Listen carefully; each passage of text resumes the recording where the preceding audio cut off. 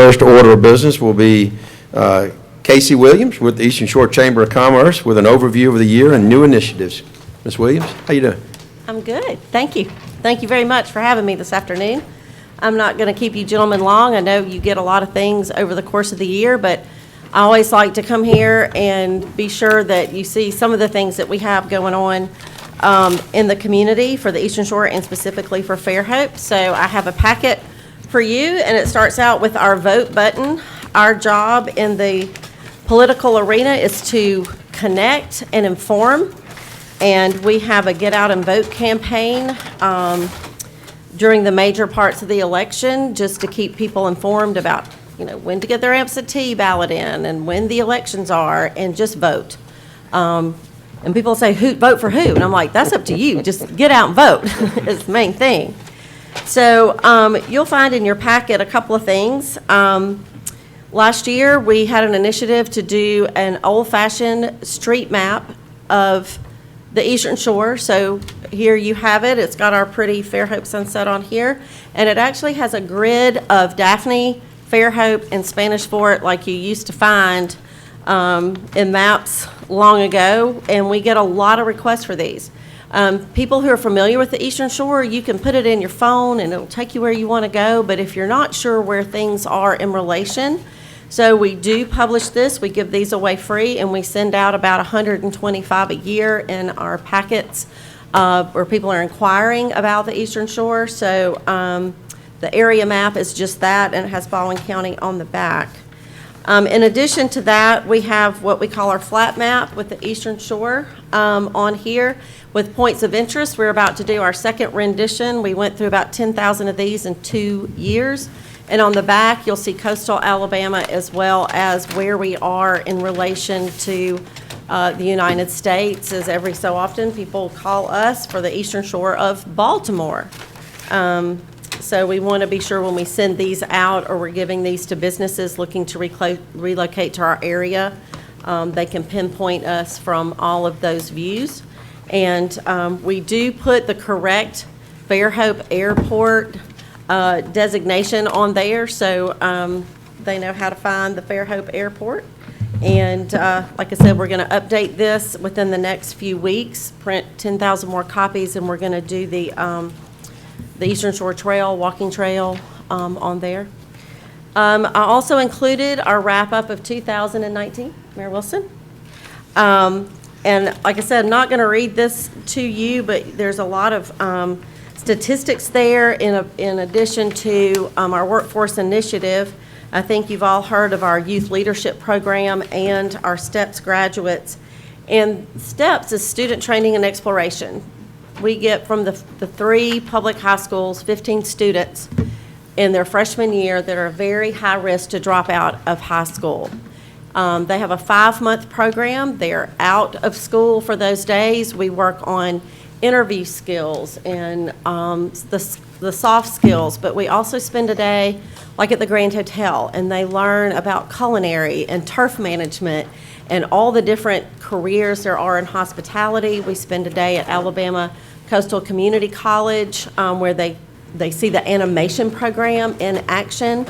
And the only youth that we've had drop out of the STEPS program, not because of moving, just dropping out, when Christina had the next year's class there, this young lady had actually gotten her GED and enrolled in the animation program at Coastal Community College, so we don't really consider that a loss. That's a big win.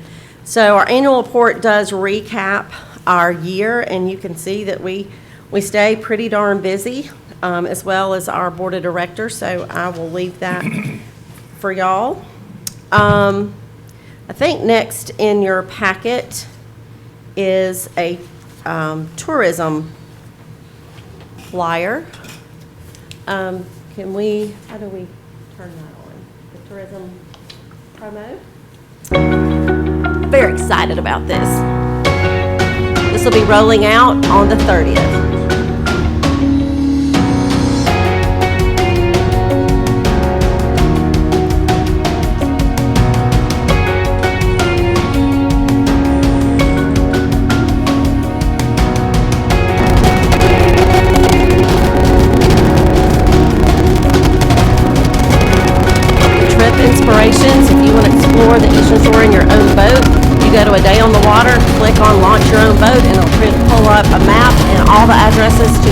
boat launches on the Eastern Shore. As you can see, every city has a full page with connections to their website and their Facebook. And each city has a day in Fairhope, kind of a food trail, if you will. And we have several suggestions for things to do and places to go. We're able to capture the cities, the three cities' unique culture and things that go on. We'll have featured articles. And we'll have local directories that can be filtered, any number of things, which we're very excited about. We'll have regular blogs, posts, social media content that connect with our Explore Eastern Shore Facebook page, which already has about 1,200 followers. And as you can see, it's adapted to all different tablet phone.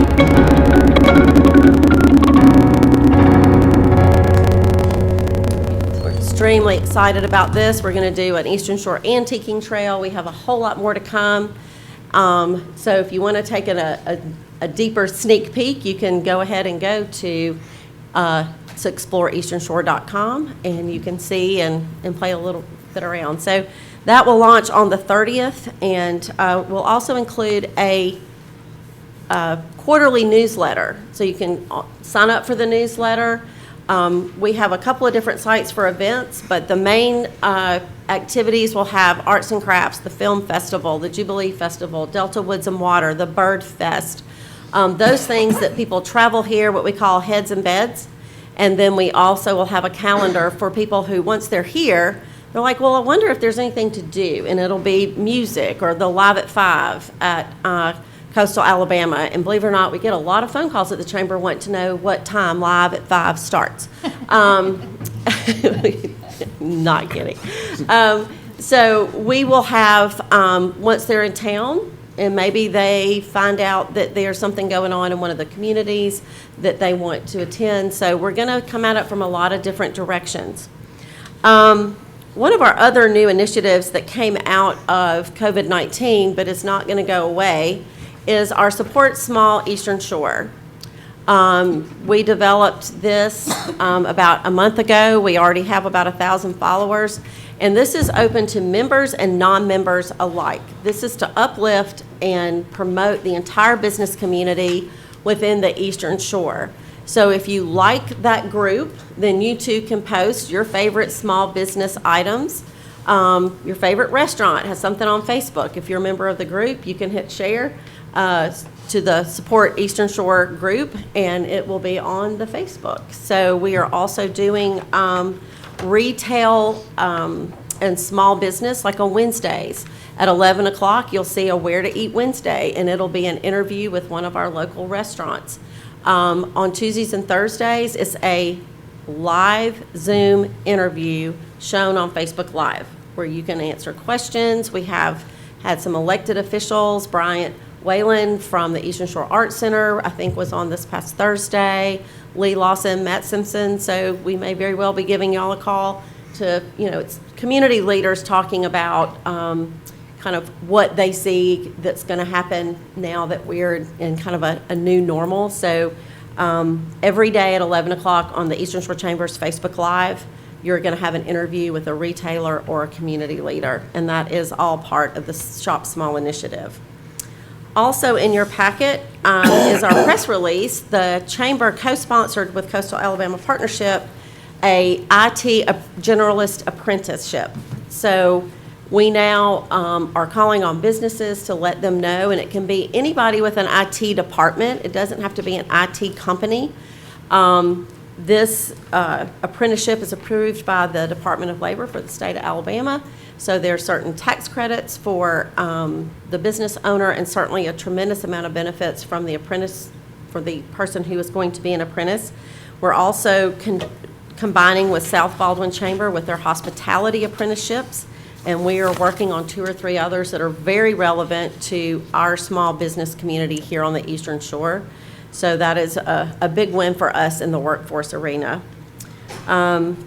In your packet, you'll also see a 2020 Chamber Coalition legislative agenda As you know, last year was our first year that we joined together. We sent out one survey to all of our membership, which represents about 3,500 businesses and about 75,000 employees. So we just give our Alabama delegation one agenda from Baldwin County Chambers rather than 5. That is in your packet. I also put in an example of our election guide. This is what we will do for all the elections. This is done in-house, and it's information. It is a voter's guide. We will ask the same question of candidates and publish their answers, but we also make sure everybody knows things when the elections are,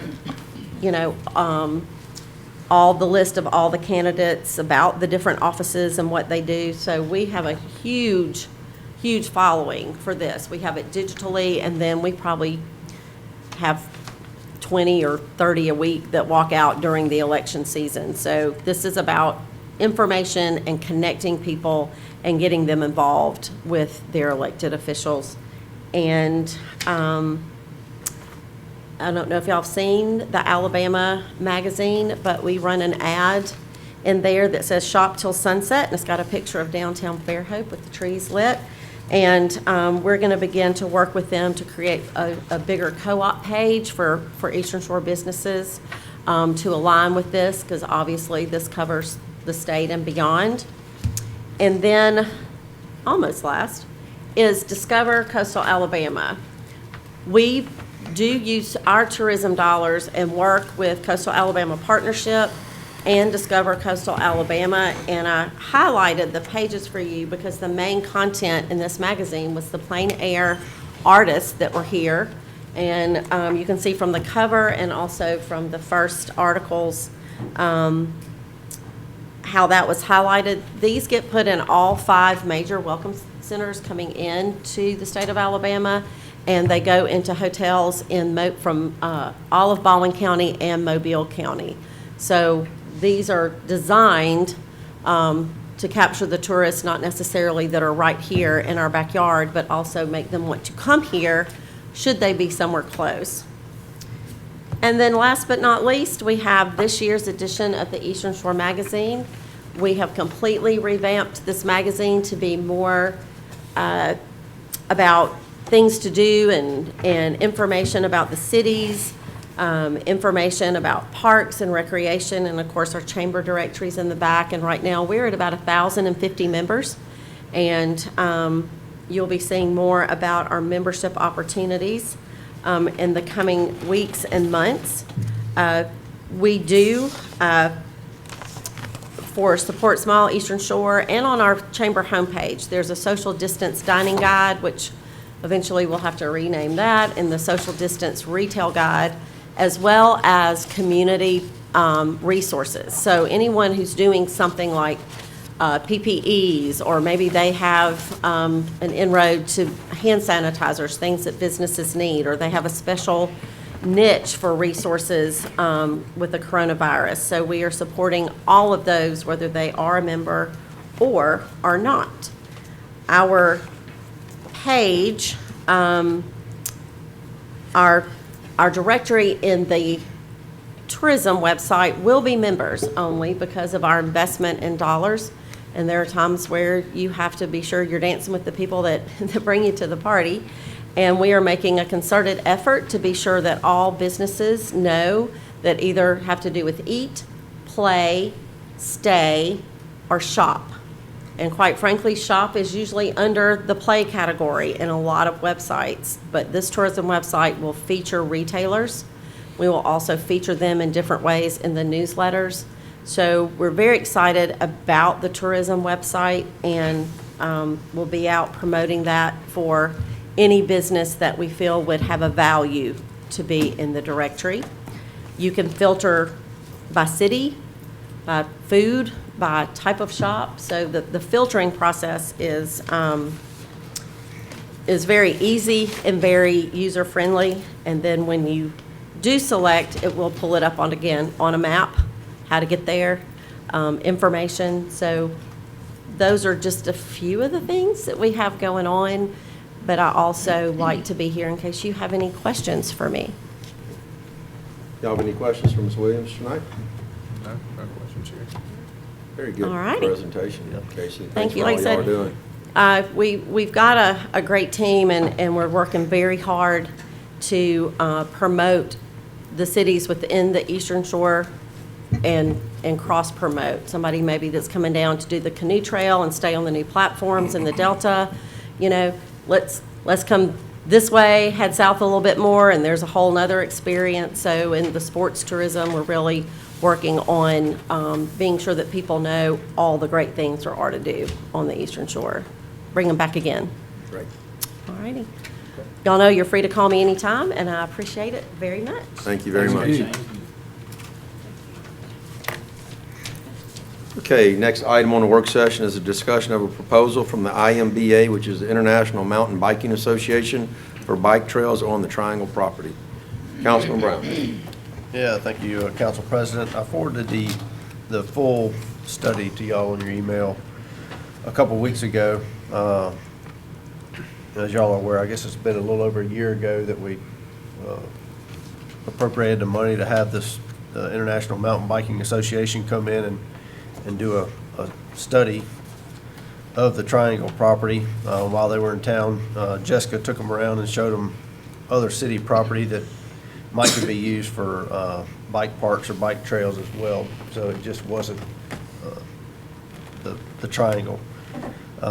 In their proposal, and I'm just going to talk about the money. I'm not going to get into details of how the trails are laid out or anything at this point. Just wanted to update you on what the cost came back. So they broke it down. They've got the North Triangle as one zone. They've got the South Triangle property as the second zone, and then Colony Nature Park is a third zone. And we've got two different types of trails. We've got multi-purpose as well as gravity trails. So their recommended first phase was the North Triangle parcel. It'd have half a mile to a mile and a half multi-use trail and up to half a mile of a gravity trail.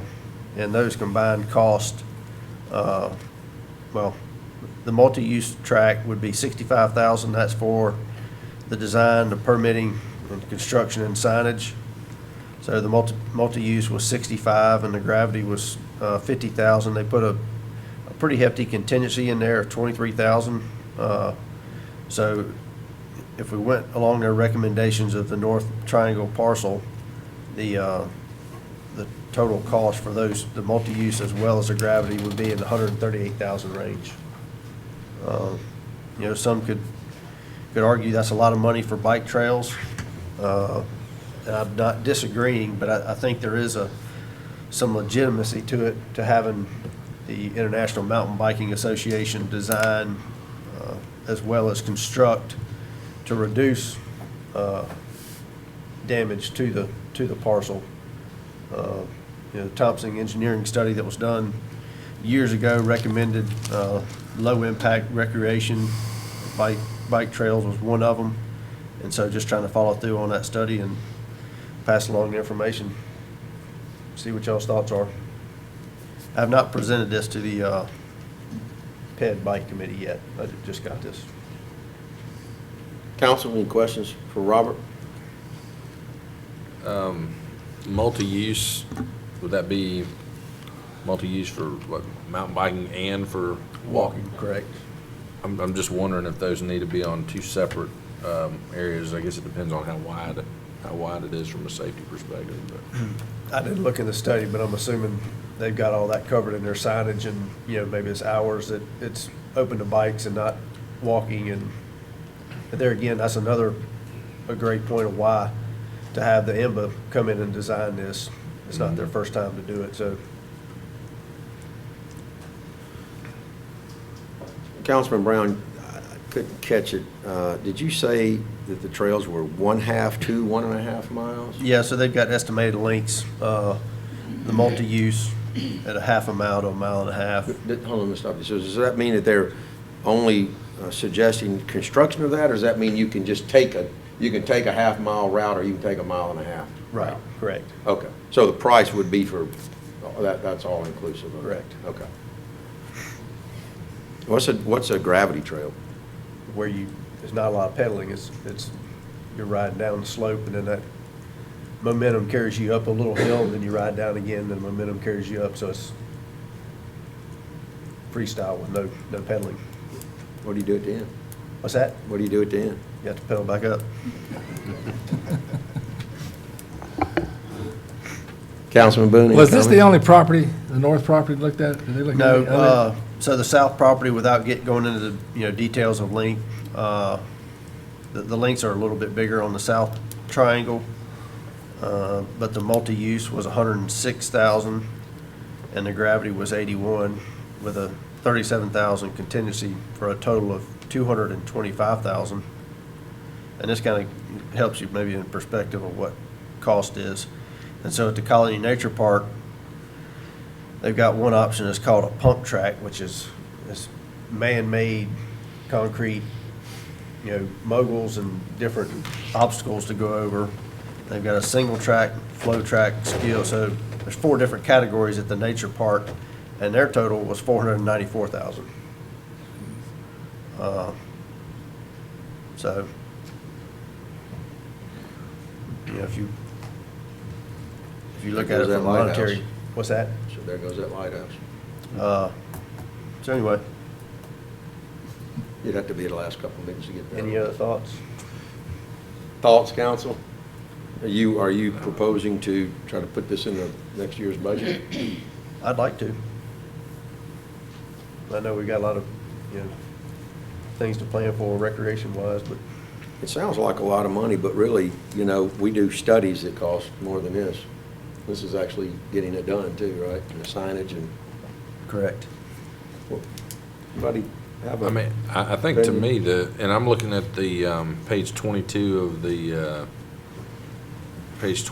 that attachment that you sent with the feasibility, and it's got the north triangle and the south triangle broken into different zones and then different trails on it. So the perimeter and you're talking about just the north triangle right now.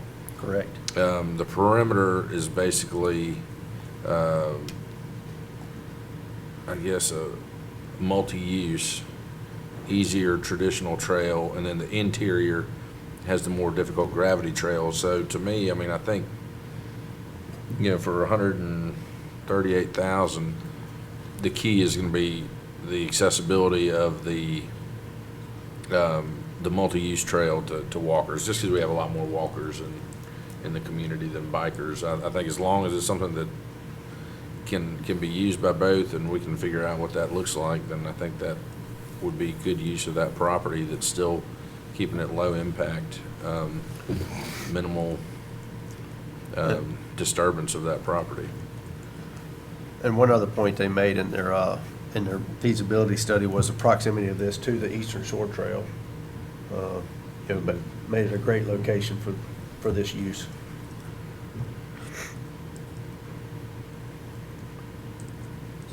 Robert, is there any expectation on annual maintenance of something like this?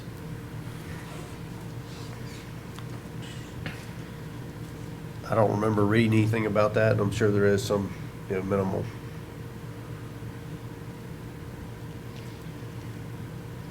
That's a good question. I mean, do you think they could give us some kind of estimate of maintenance costs?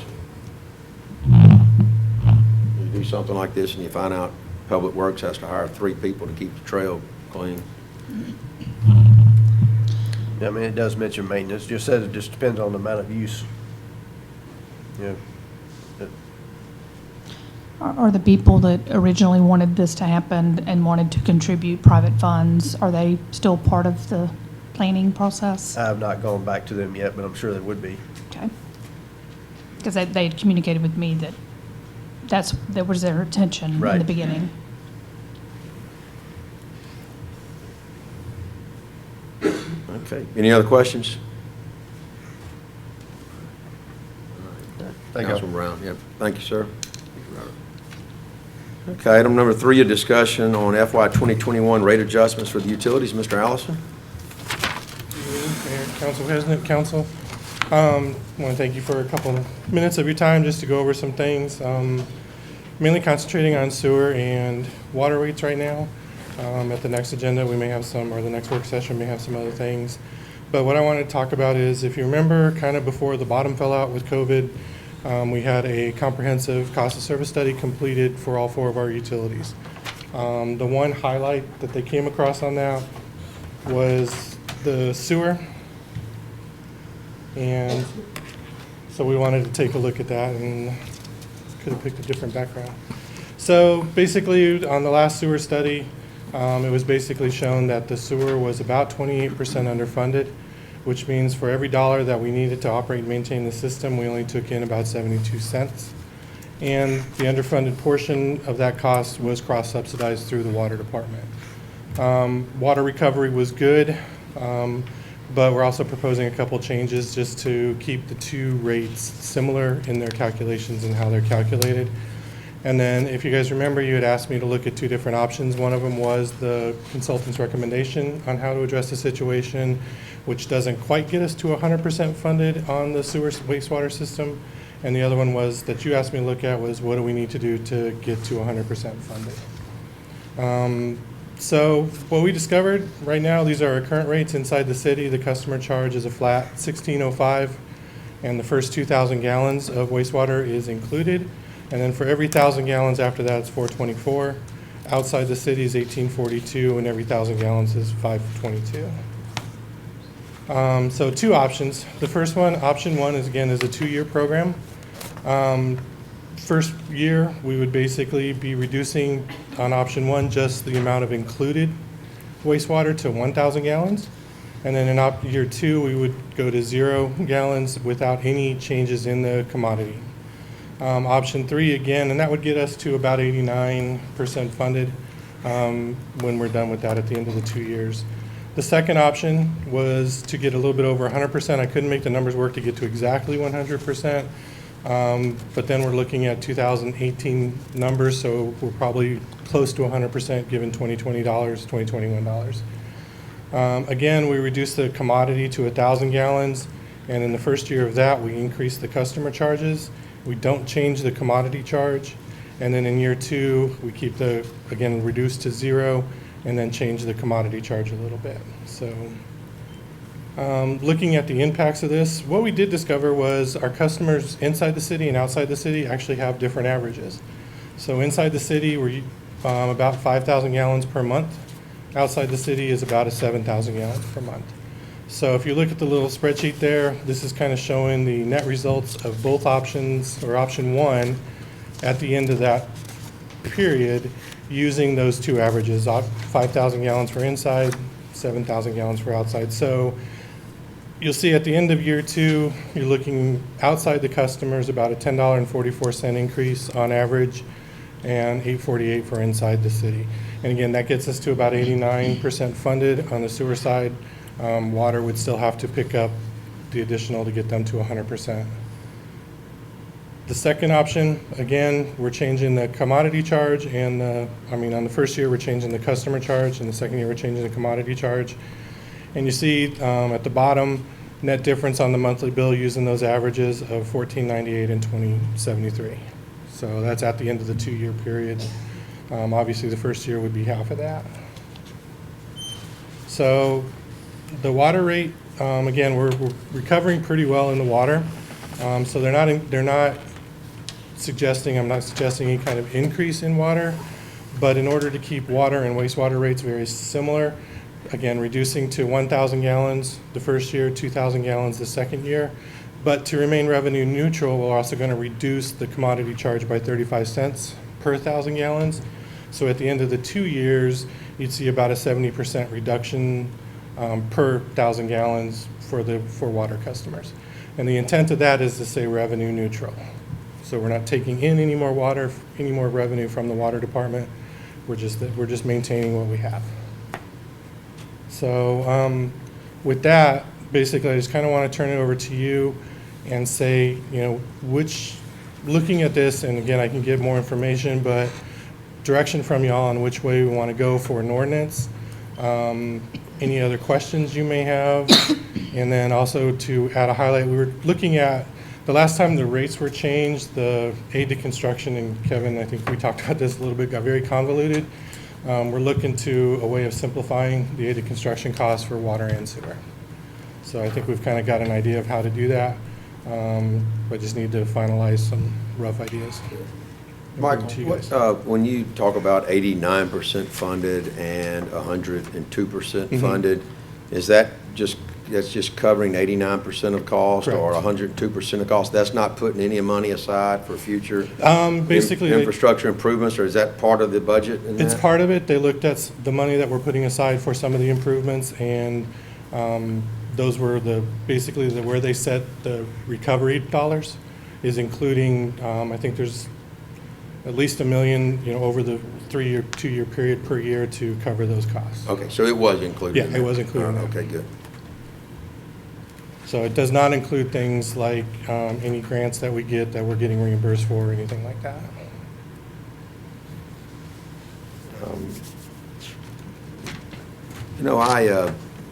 Council, I have Daphne water, actually, where I live. And it is, I want to say it's $40 a month. It's like 39 to 40, right at $40 a month. So when I look at option one, we would not even get to that, and we would be still underfunded. And I look at option two, and the year one, we would be under that, and then year two, I look at myself as an average customer, and I've never called Daphne and complained about my water rates, so I'm just kind of using myself as an example. And you look at year two, and there's inflation as well. I mean, I don't know what Daphne's prices are going to be in year two from now or year two from anything in the Correct. future. So This will be that 2022. number for inside the city limits doesn't scare me too much. The outside, however, is a pretty big leap. So how much of the outside customer, we have a fairly extensive water network, so how much of a contributing factor is that? Do you know off the top of your I head don't know on off the the top of my head. outside as of revenues? In other words, if you weren't so heavy on that, would it cost us, would it make the plan grossly underfunded, or is it only matter 5 or 10% or something like that? I don't know the exact numbers. And I don't mean to the overall, I mean to the percentage of overall water usage. Well, I think it's guess. the usage is what's driving that number The up. usage You're is- basing that estimate on them using more. Right. And Oh, well, that's a good the only point. reason that we could figure maybe for that is because the lots tend to be bigger outside the city limits. So as they're paying their water bill and their wastewater bill, like I said, the average customer outside the city is using a flat 2,000 gallons more than inside the city. And just for clarification, in your table here, the inside the city is based on that 5,000 average, and the outside is based on the 7,000. Correct. Okay. Correct. So, And Michael, then, but if you as were to- as I was looking at the changes in the commodity, I tried to keep the percentages the same. The dollar amounts, changed a little bit, but going to 20 and 25 on the customer charges. And then when I increased the commodity charges, we looked at basically keeping that ratio the same, And is- inside versus outside. Is that a function of, as best as you can tell, is it just larger lots, more irrigation? Is That's that- the only reason, when Okay. we started looking at how our inside versus outside customers actually utilize the product, that's That's our best guess, is because it's larger lots or something along those lines, That's what I was thinking. so. So, Michael, another question I have is, if I was going to tell you what our ideal utility would look like, it would be provide a low-cost service for our customers, something which would pay for itself, and also have a little bit of money put aside each year for, future improvements. So it sounds like this has ingredients. So, so the first part of that equation would be, and also to provide reliable service. That's right up there at the top as well. So, how does this compare to our competitors? It's actually. Like, I only know what I pay as Right. It's obviously a little bit lower than the people I've looked at in Mobile. I've got family there, so I was asking them what their bills are. It's a little bit tricky to look at the tariffs for some of our competitors, because a lot of them do something that honestly, maybe not for this rate case, but maybe in the future, it might be worth doing is they cap their wastewater at a certain level. So basically, they base it all off of the water meter up to a certain level, and they say, okay, once you hit X gallons, you're not billed anymore for wastewater because they figure it's irrigation. Whereas we don't have that built into our rates. And it's actually, we're having a huge influx of buddy meters. So people coming in and paying for irrigation meters, and it's we pretty much almost have a crew dedicated to installing those right now. And they're still running about a 2-week backlog. So a lot of people are putting in irrigation meters, and that would almost eliminate that in the future. So it's a little bit tough, but when I look at the ones that I can find, it's actually fairly competitive within a few percent, plus or minus, at least on the inside. Outside, it's a little bit more difficult to find some of that information. A lot of places don't have it configured like we do with inside versus outside. But it does cost more from a operations and maintenance standpoint and construction standpoint to serve those customers the further you get away from the city of Fairhope. Council?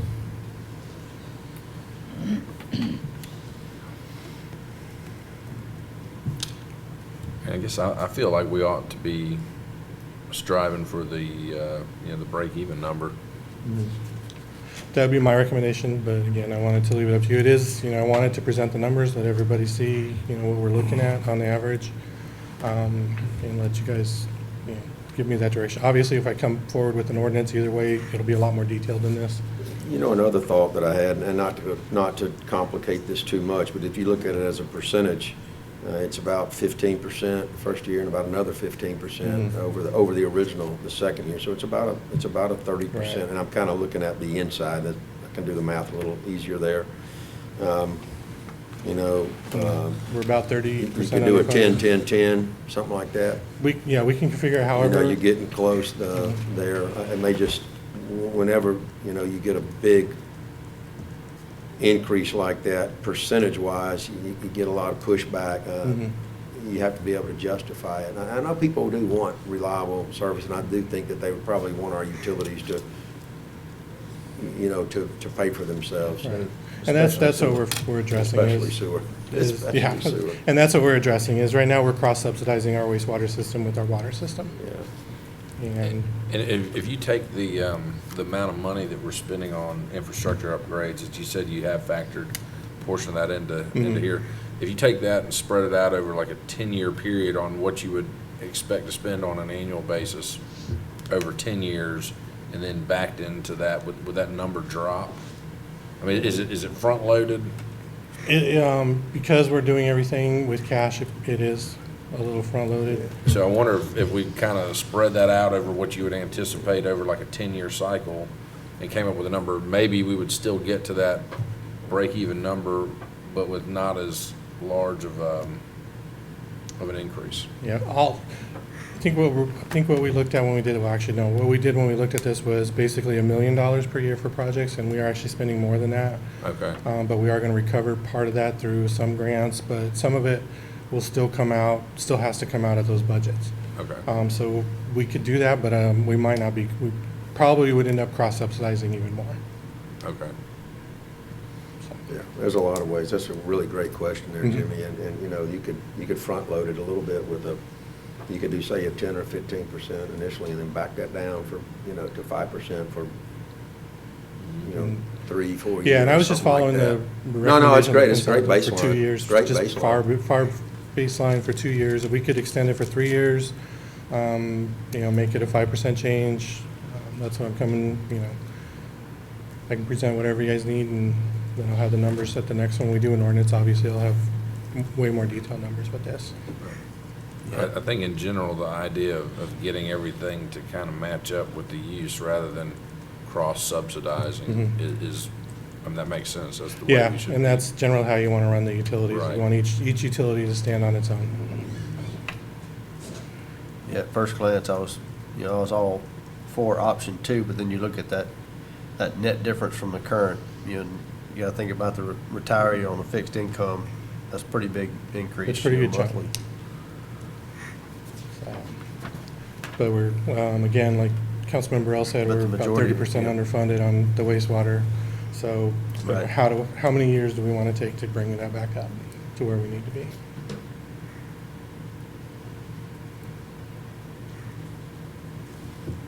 Councilman Boone, any comments? Well, actually, I was kind of like you. I'd like to see if we can extend this more than a 2-year process. That 10 through over 3 would be, Yeah, I if think, you a want little me- bit more palatable.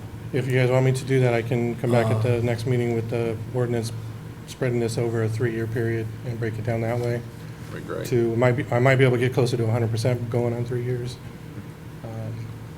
Again, but this was 2018 dollars, so the 102 is probably around 90, 99 in today's dollars. Yeah, so maybe that's a quick way to break this down too, to give you some good direction. So, who would be more in favor of an 89% option as opposed to, I'm gonna call it a 100% option? Is there anybody that would favor 89 or 90 over 100? No? So we're here, so what I'm hearing is some direction from Michael is 100%. And I Just mean, a if that's function of when do we get there? Pardon? Just a function of when do we Just get a there? function Correct. of when do we get there? So these are the numbers for 2 years. If you guys would prefer me to come back with 3 years as ordinance, I can do that. Yeah, 10, 10, 10, or and that really wouldn't be a true 10, 10, No. 10. It would be a 10, 9.5, 9. Right, because probably, to get to that. I'd look at basically still breaking down the included commodities the first 2 years and then see what was needed on that 3rd year. Well, the other thing that I think that'll help is with the increase of the usage over a 3-year period. At the Mhm. 3rd year, you're able to look at it a little bit closer as far as what the actual numbers would be to get to that 100%. Right. And you know what you could do? I mean, it's just putting it in Excel. I know you might want to go a 10, 10, 10, or you might want to do a 10, and then, you know, what would that be? 7, 7, 7, you know, roughly. 3, 4, make it 4 years as opposed to 3. You might wanna- But I would front load that number, just to have a Yeah, different number to look at. I'd be a little leery on 4 years because we don't know what the system's gonna look like. I mean, we've got pretty good 3-year projections. But 4 years, we're gonna be looking at some water infrastructure between now and then, and some other capital projects, plus the 3rd phase of the, not the Restore Act, but the 3rd phase of our normal upgrades will be in the 4th year, so that's gonna be a little bit expensive.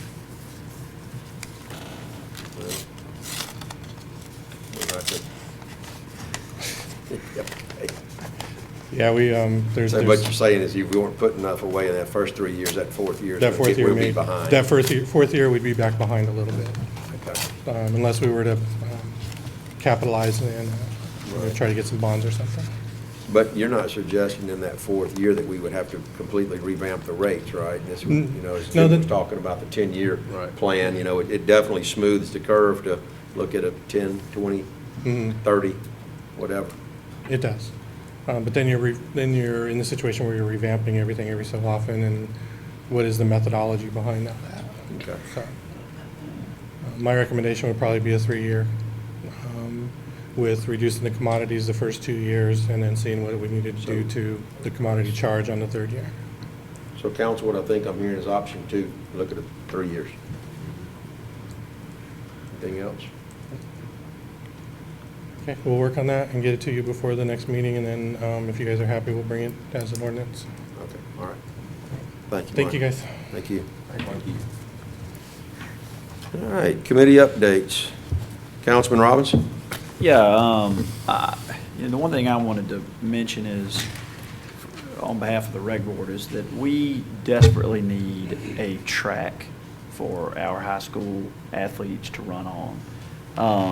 I think there's a plan to maybe go to single tax to try to get contribution to put towards one to be built out by the high school.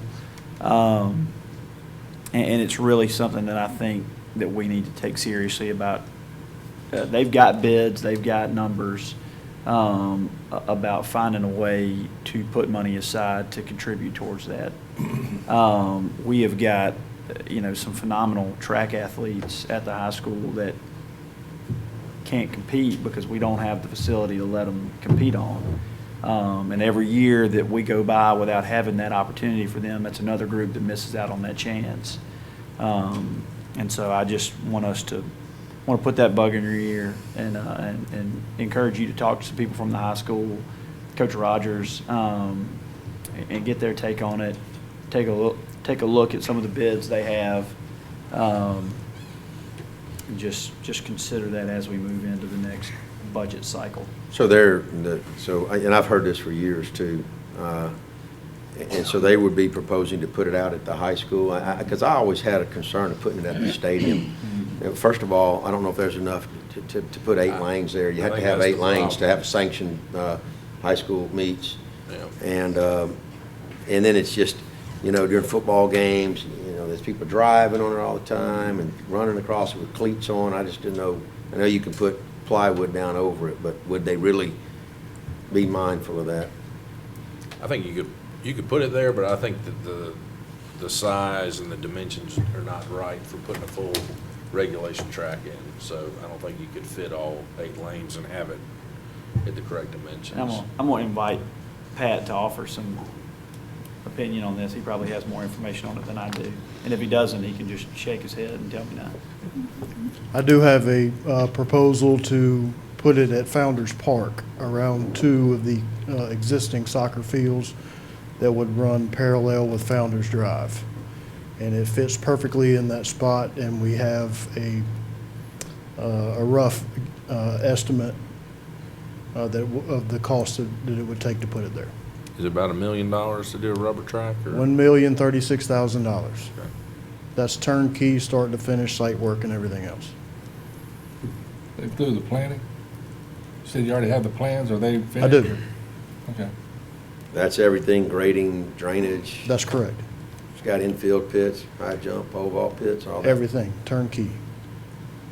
Again, it's How many lanes? 8 lanes, right? 8 lanes. It is a full-size regulation high school and college track.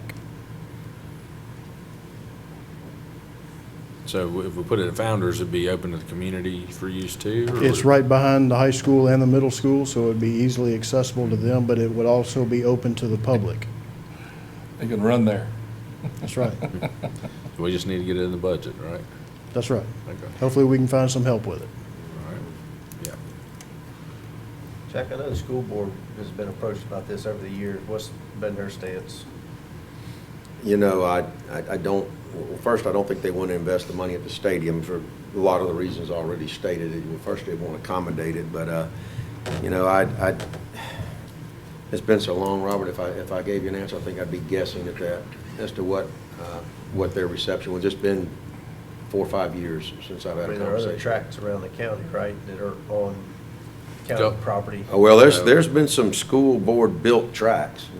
The most obvious one is Spanish Fort High School. They've got a fantastic facility there. Yeah. But then their argument has been, well, we put money into Black Box Theater in Fairhope, and, you know, and we put it into a track here, so you get some of those reasons. But you know, it would be great if they would help out with that, and Single Tax would help out with that. It is a need. You got a you know, population of kids that, you know, you're right. I think we're about 20 or 25 years behind the curve on that. Yeah. I mean, I'm surprised we don't already have one, but I appreciate you working on it. Thank you. Okay, all Thank right. you, Pat. Any other comments on that? That's all I have. You want to call the school board and ask them as Happy a rec board member, and ask them what they think about that again, maybe restart that conversation? I love asking for money. All right. Any other comments on that? You got any more comments? That's all I have. All right. Or committee reports? Jimmy? Finally had a in-person committee meeting for historic preservation, and the library board had not had meetings for those two since COVID-19. Not a ton going on, just good to get back together and meet and continue conversations. But they've got a few things they're working on, and I will keep y'all updated. Okay. Councilman Brown?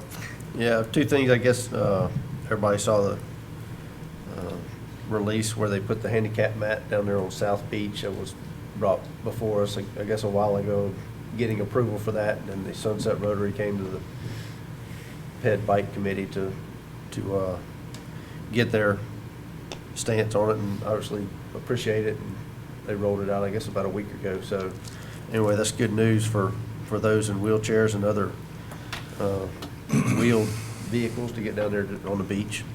And then also, I serve on the Public School Commission Board.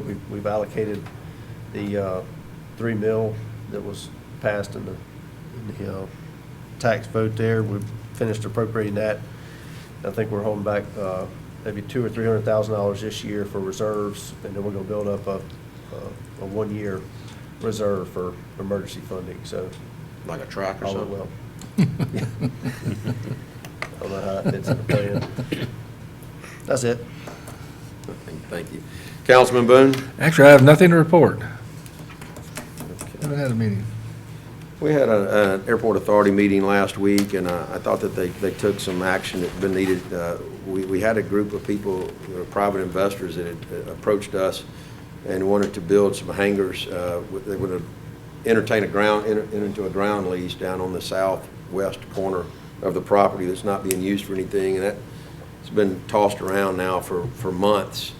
And but the airport authority passed a resolution last week to actually for the airport authority to build hangars on the east side, which does a couple of things. It finally gets something going over there on the east side, and it also will generate revenue for the airport authority, which I think was sorely needed. So there's a list of, I think they said 19 people that are looking for hangars right now. Many people are willing to put down deposits, so I don't know exactly when that would start. I would say, if they could have something built by the end of the year, that would be, a real plus. But that's kind of what we're looking at, finally getting something going over there on the east side. And there's also been a lot of discussion about hangars being built and the length of terms of the leases. And I've been trying to toe the line on keeping the leases shorter rather than longer. We all know what long leases in the city have looked like in the past 25 or 30 years, and some of them not so favorable. So we've had some real serious discussions about that as well. So that's the only committee meeting I've had since the last meeting. In fact, since before COVID. So that's it. Department heads. Michael, anything else? Since I'm looking at you. Okay. Chief Hollinghead? You need to get some sun. Pat, anything else from Rec? The Storm played this weekend, they lost, but they will host a playoff game on July 11th. July 11th. What was attendance like, Pat? Several hundred. Okay. Ms. Cavins? Ms. Creech? Okay. Ms. Major?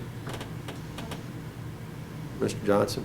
Fresh off vacation, enjoyed it, I have nothing to report. You got a tan too, didn't you? Yeah. Chief, Fire Chief? Okay.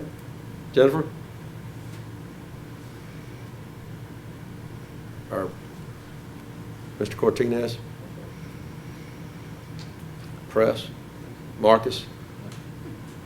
Jessica, I said Jennifer. I know, I was hoping nobody would catch that. Yeah. Okay. All right, we'll move on to our agenda.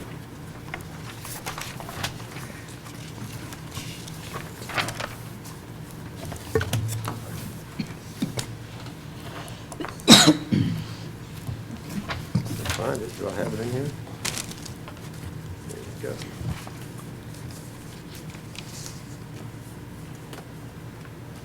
go. Okay, number 5 is just self-explanatory. Just some verbiage, or just changing the word from treasury assistant to city treasurer. Richard, would this be you on number 6 for the traffic? It's just an extension of a lane, right? Yes, sir, that is me. You want to just give us a quick, we have time now if you want to give us, Yes, sir, and 2 minutes worth there. I kind of gave you an update about a month ago and kind of gave you a warning this was heading this way. As you know, we we've actually got two fundings for two different intersection projects on US 98 Greenville Road, which is a bad idea because it's easy to get them interchanged. But this is the one that involves County Road 44, Twin Beach, and US 98. As part of the analysis for the additional turn lanes, as you know there, if you're trying to go through the intersection and somebody's turning left in front of you, you may see the light change before you ever get a chance to go through. So this will be adding turn lanes. But one of the things that was derived by the initial engineering was that Pirate Drive, which goes to the high school from the east side of this intersection, is a major cause of delays, because if there is cars trying to turn left onto Pirate Drive, especially in the morning, going to school, through traffic is queued up. So the recommendation, which the grant, the construction grant, which is 80% of a little over $1 million, will handle the construction, but the state has agreed to allow us to include the turn lane, the widening all the way past to pick up Pirate Drive with a dedicated turn lane, but we did not have that included in the engineering until we see if it was a big change in the level of service by including it.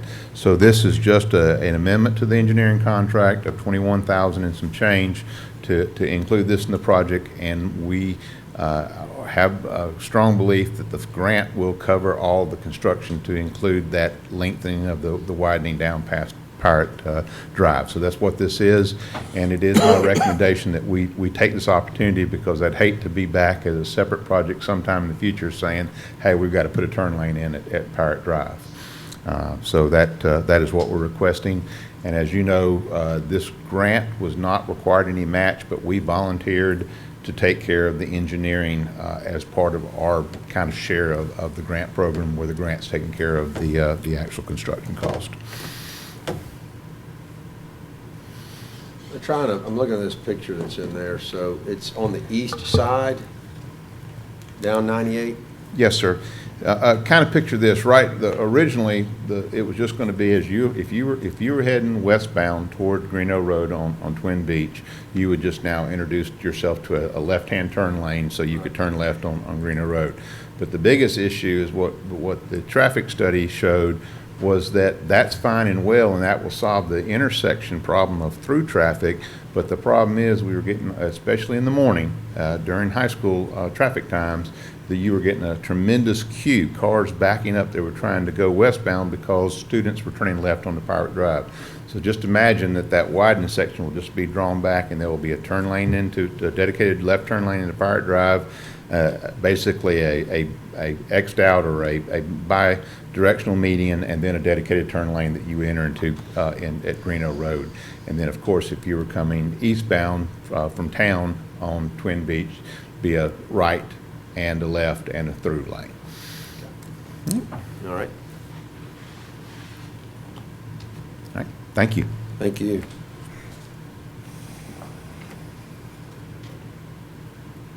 Who will talk about number 7? Jeremy?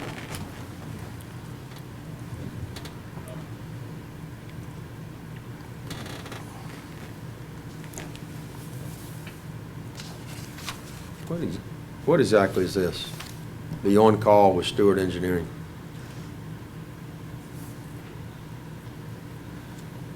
This is a first. Get to the first podium. Hey, guys. So back in the day when we were doing the pier project, the marina and upgrades, putting transformer in, I think there was some confusion on the amount of money that was going to take. They were short by a couple $100s, and they're still going to have to come back and look at all that, make sure it's all good. So we need that money to pay the bill. Do I got this right? My assistant's helping me out back there. So, yes, so that's what that's going to be. It's We can going to get include Jennifer that. to answer. Jennifer can help me. I'm going to go with Karen or Kimberly. I'm just playing. Yeah, so that's what that's all about, is just to cover that cost, pay that bill, and then to cover the rest of the project when he has to come down and close it out. Okay. Anybody have any questions on that? Okay. All right. Number 8. When that comes up, Kim, do you want to speak to that? Anything you want to mention right now? I mean, we've got a little time here.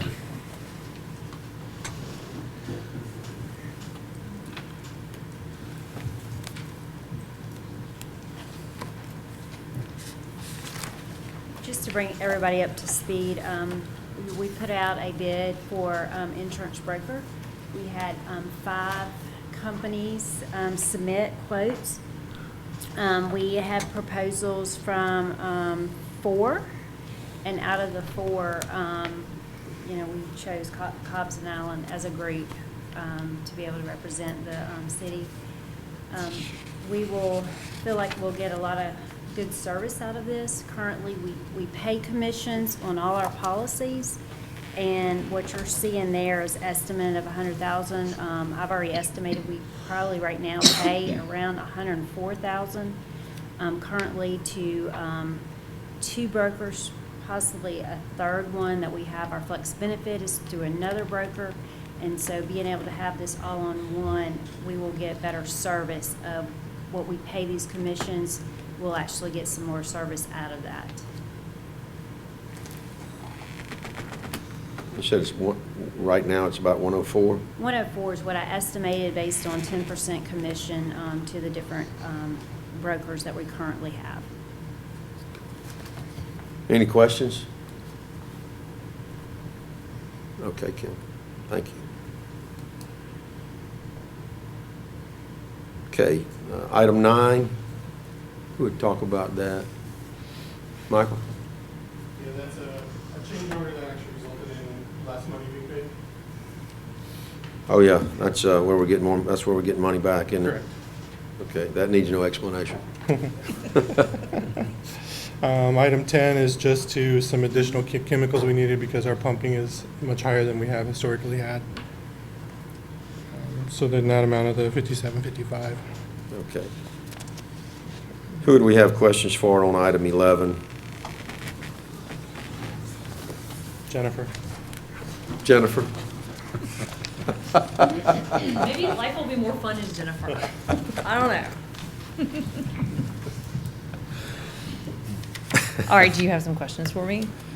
I think it came out to about $9.75 a string. Yes, we're trying to get to 10,000 total. We have leftovers from last year. With the change out of the trees this year, we'll have smaller trees, so we won't need quite as many, but it's always good to have extra in the stock for our guys who will be putting those up. How many year. did we use last year, did you say? About how many strings? I think we used about 8,500 last year, but I don't know that for sure, sorry. And they're not reusable, They are not reusable. I think. You probably saw Winterling cutting those out of trees a few weeks ago. We didn't buy the more expensive ones that we talked about. Okay. But we're also replacing the big trees with smaller trees, so we're Right. gonna, they'll look more uniform and not require as much light. Okay. We're bringing that back in-house on the. We are bringing that back in-house, absolutely. With the to tree electric committee. in. With the tree. So that'll be better for us this year, and I think it's better for our employees as well. Okay. Yeah, I do too. I'm glad to hear that, yeah. Okay. Thank you. Okay, thank you.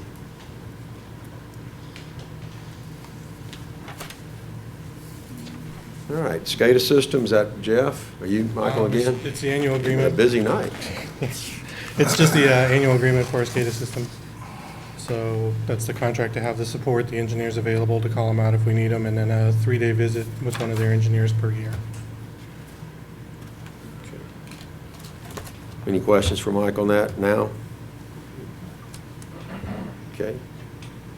Item 13, is that you as well? Item 13 would be Kim or I. It's just extended. I think there's a letter in your packet about what happened on that one. Okay. And then I've got 15 as well. Okay, go ahead and go through 15. So that's basically just a contract extension for W.R. Mitchell for doing that type of work that not to exceed the $250,000. So if you have specific questions on that, Jay will be here for the meeting itself. Are they practically on site every day? I don't know if they're on every day, but they're here quite a few. Do you have any questions about that one? 15?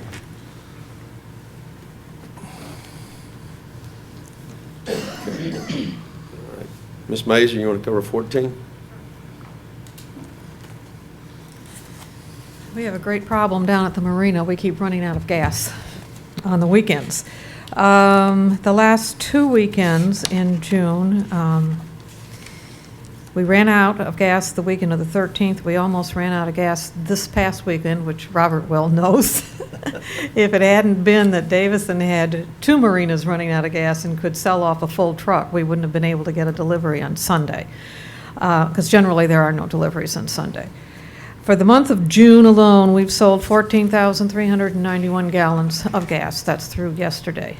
And it's gas, it's not diesel. And while the diesel is slowly increasing, it'll never reach where we are with the gas. We're 162% ahead this fiscal year versus last year. I think that alone tells us we need a tank to move our diesel into and use our 10,000 gallon tank for gas on both sides. You see there the total package is, has been quoted out to us, bidded out to us at $15,000. There will be an additional cost for the pad that needs to be poured, but all of that work's being done in-house.